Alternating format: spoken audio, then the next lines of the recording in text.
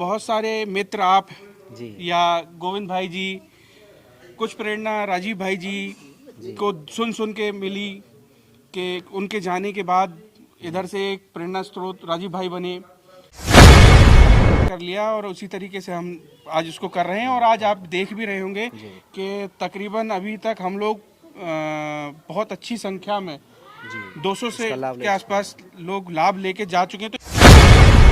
तो लीवर है, आमाशय है, किडनी है, ब्रेन है, वो सारे पॉइंट में प्रेस कर रहा हूँ। कहीं भी बॉडी में दर्द है तो वो धीरे धीरे धीरे ये पॉइंट खुल जाएंगे, तो धीरे धीरे ठीक हो जाएंगे।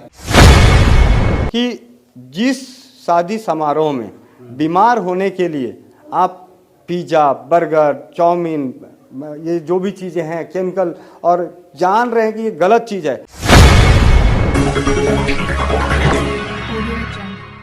नमस्कार, मैं हूं सुमित आज़ाद और आप सभी का स्वागत है ग्लोबी न्यूज़ में। मैं इस समय आया हुआ हूं उत्तर प्रदेश के ज़िला अलीगढ़ के चंदौस में, और यहां पर एक काफ़ी अद्भुत आयुर्वेदिक चिकित्सा शिविर लगा हुआ है जो कि रामदास आर्य सेवा फाउंडेशन ट्रस्ट द्वारा आयोजित किया गया है।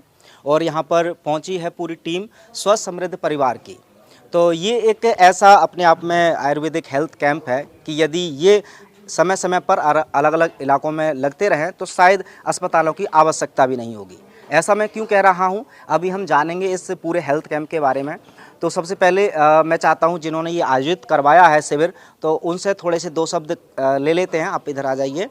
और सबसे पहले आपसे मैं जानना चाहूँगा, क्योंकि ये बहुत अच्छा कार्य है, क्योंकि इस तरह का कार्य जो आपने किया है, भविष्य में अगर इसी तरह के हेल्थ कैंप लगते गए तो शायद अस्पतालों की आवश्यकता नहीं रहेगी।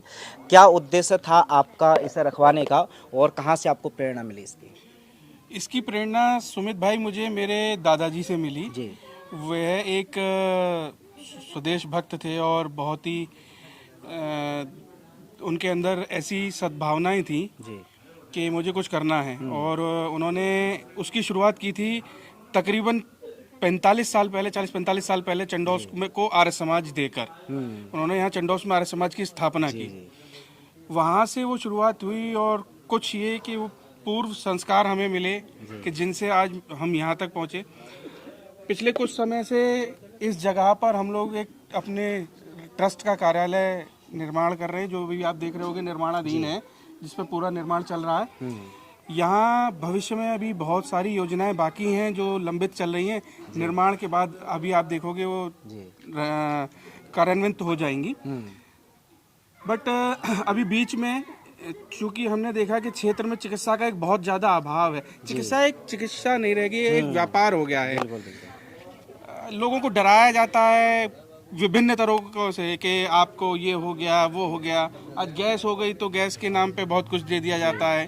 किसी को गैस से हार्ट की प्रॉब्लम बता दी जाती है, वो बेचारा बीपी और हार्ट की दवाएं खा रहा है सिर्फ कब्ज होने की वजह से। तो बहुत सारे मित्र आप या गोविंद भाई जी, कुछ प्रेरणा राजीव भाई जी को सुन सुन के मिली कि उनके जाने के बाद इधर से एक प्रेरणा स्रोत राजीव भाई बने कि अब क्या करें। तो हमने सबसे पहले हमने सोचा चिकित्सा पर काम करते हैं, यहाँ पर हम चिकित्सा लेकर आते हैं जी।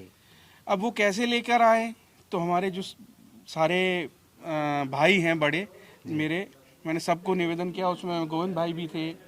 आज गोविंद भाई आ गए और सबसे अच्छी बात यह कि प्रथम आग्रह पर आ गए।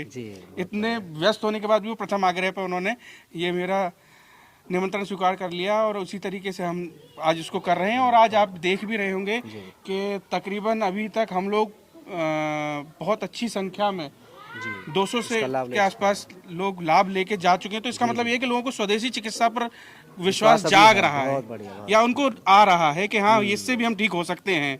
बिल्कुल। और वही एक मुख्य उद्देश्य भी है कि हाँ हमें ये करना है, ये यहाँ लोगों को कम से कम दिल दिमाग में एक चीज़ तो जाए कि हाँ ये भी एक है। बिल्कुल। बस तो बहुत अच्छा उदाहरण आपने पेश किया है। आइए अंदर चल करके अब जायजा लेते हैं पूरे सेंटर का। और मैं चाहूँगा अंदर आकर के ज़रा जो चिकित्सक हैं उससे मुलाकात करते हैं। तो यहाँ पर स्वस्थ समृद्ध परिवार के और रसोई चिकित्सा के महानायक गोविंद जी बैठे हैं। तो यहाँ पर गोविंद जी इधर सेवा दे रहे हैं, मैं इधर भी दिखवाना चाहूँगा। यहाँ पर एक्यूप्रेशर के विशेषज्ञ हैं सुशील भाई जी, हरियाणा से हैं, तो ये भी सेवा देने आए हैं। तो अभी देखिए यहाँ पर जो सेवाएं चल रही हैं, पहली बात तो बिल्कुल निःशुल्क, और यहाँ पर शायद मेरे ख्याल से, जहाँ तक मुझे बताया गया है, किसी दवा का कोई सेवन करना नहीं बताया जा रहा है। सिर्फ ऐसे तरीके बताए जा रहे हैं जो घरेलू हैं, जिनका प्रचार प्रसार श्री राजीव दीक्षित जी ने किया। तो उनके सपने को पूरा करते हुए इस तरह के कैंप बड़े अद्भुत तरीके से है। हालांकि जितने लोगों ने अब तक आयोजन कराया है उन सबका धन्यवाद, लेकिन इसमें सबसे बड़ी भूमिका निभा रहे हैं हमारे ये स्वसमृद्ध परिवार के कर्णधार। तो आइए देखिए, यहाँ पे सुशील जी है, पहले मैं उनसे थोड़ी सी बातचीत कर लेते हैं। तो अभी इस समय क्या चिकित्सा दे रहे हैं इन्हें आप? वंदे मातरम भैया, मैं सुशील कुमार एक्यूप्रेशर विशेषज्ञ सोनीपत स्वस्थ समर्थ परिवार का कर्णधार। और मैं दीदी को एक फीवर हो गया था, फीवर के बाद में पूरी बॉडी में दर्द है, तो मैं इनको पॉइंट पे प्रेस कर रहा हूँ जी जी, जिससे बॉडी में कहीं भी दर्द हो, तो लीवर है, आमाशय है, किडनी है, ब्रेन है, वो सारे पॉइंट में प्रेस कर रहा हूँ। कहीं भी बॉडी में दर्द है तो वो धीरे धीरे धीरे ये पॉइंट खुल जाएंगे, तो धीरे धीरे ठीक हो जाएंगे।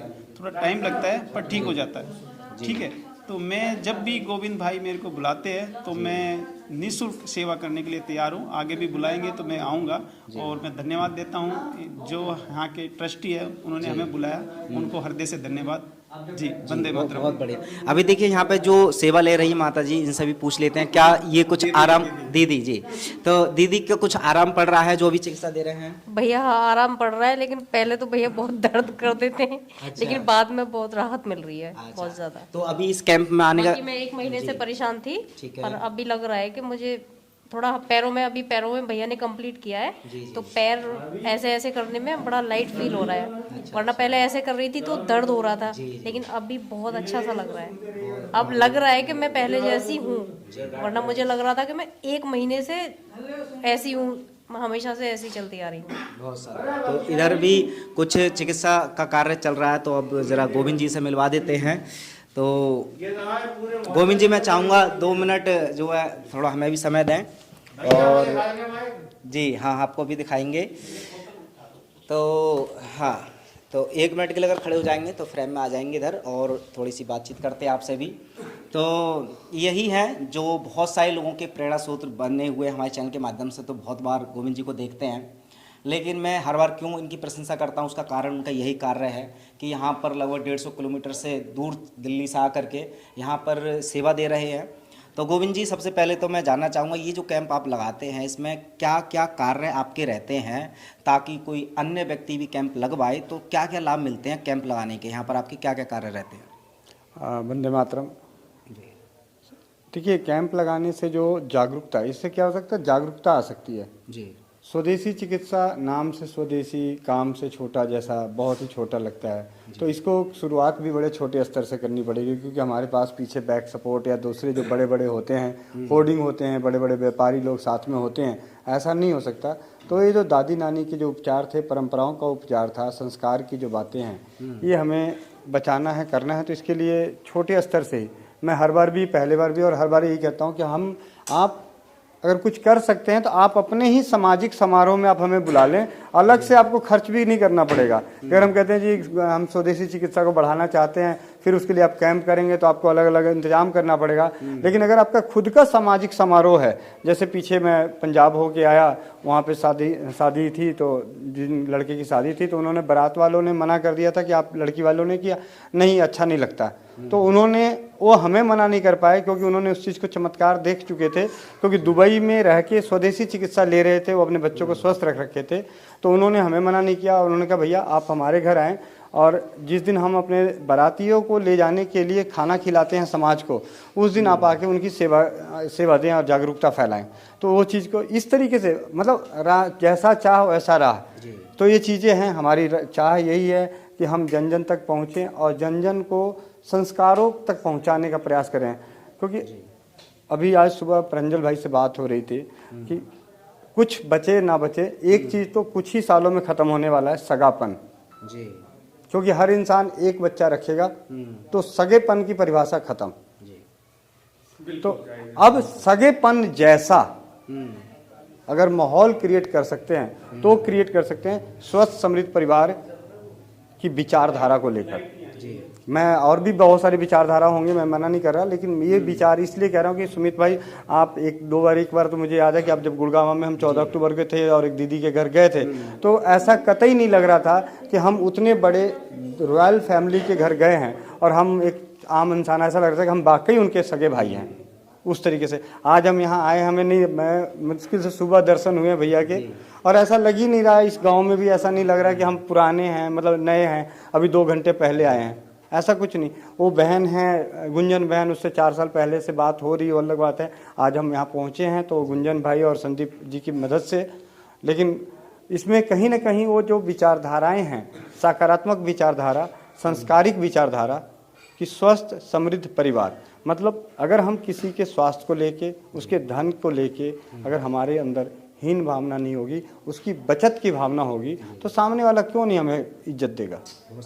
बहुत सारे दर्शक एक प्रश्न पूछते हैं आपके, और बहुत सारे कैंप हमने कवर किए हैं, तो कि जो गोविंद जी जो शिविर लगाते हैं, हम अगर लगवाना चाहते हैं तो कितने पैसे जाते हैं इसके, क्या इसका चार्ज रहता है, या फिर उनसे कैसे संपर्क करके उन दर्शकों को ज़रा गाइड कीजिए जो लगवाना चाहते हैं इस तरह के शिविर अपने शादी समारोह में या किसी भी कार्यक्रम में, क्या क्या प्रोसेस रहता है, क्या क्या आपका चार्ज रहता है? देखिए, सबसे पहले तो चार्ज हमारा नहीं होता, हम सबसे पहले उनके लिए धन्यवाद देते हैं कि जो इस चीज़ को बढ़ाने के लिए हमें साथ देंगे, हमें बुलाएंगे। तो मैं उनकी स्वस्थ समृद्ध परिवार की सोच की तरफ से और हर कर्णधारों की तरफ से उनके परिवार को, उनको मैं कोटि कोटि नमन करता हूं कि उन्होंने हमें मौका दिए, क्योंकि हमारी जो दिल का जो दर्द है, उस दर्द पे अगर काम करने का रण क्षेत्र हमें मिलेगा तो हम उनके एहसानमंद हैं।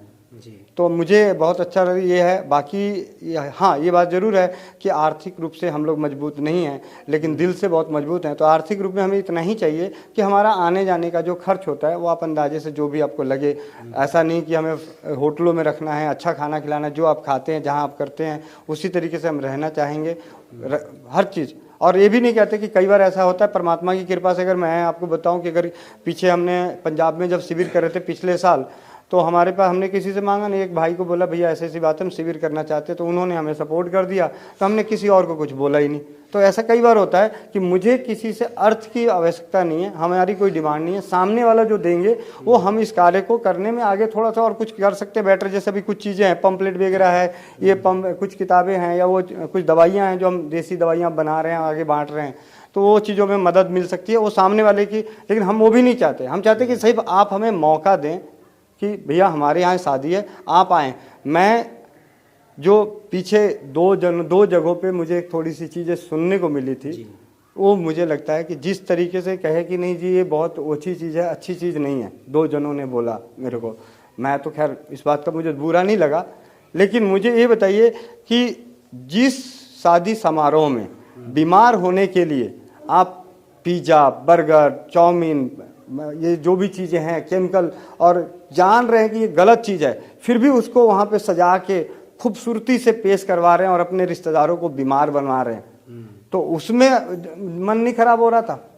और हमने बोला कि स्वदेशी चिकित्सा, हमारी परंपराओं की चिकित्सा, हमारी दादी नानी ने जो हजारों पीढ़ियाँ करके दिखा गई है, मैं कहता हूँ ये करके दिखाया है कि आज, मगर मैं अपने ऊपर ही बात करता हूँ कि मेरे दादा के दादा के दादा के दादा के दादा, जितने भी पीछे हजारों पीढ़ियों की दादा को गिन लो, तो यही बात साथ आती थी कि उनको कोई ना डॉक्टर था ना कोई वैद्य था, अगर कोई था तो उनके खुद के अपने आसपास के बड़े बुजुर्गों का अनुभव, और उन्हीं अनुभवों के आधार पे उन्होंने अपना जीवन शैली जिया और उन्होंने अपनी समृद्धि इस कदर बचा डाली कि आने वाली अपनी पीढ़ियों के लिए कई गुना छोड़ गए, हम कई गुना कर्जे में छोड़ जाएंगे।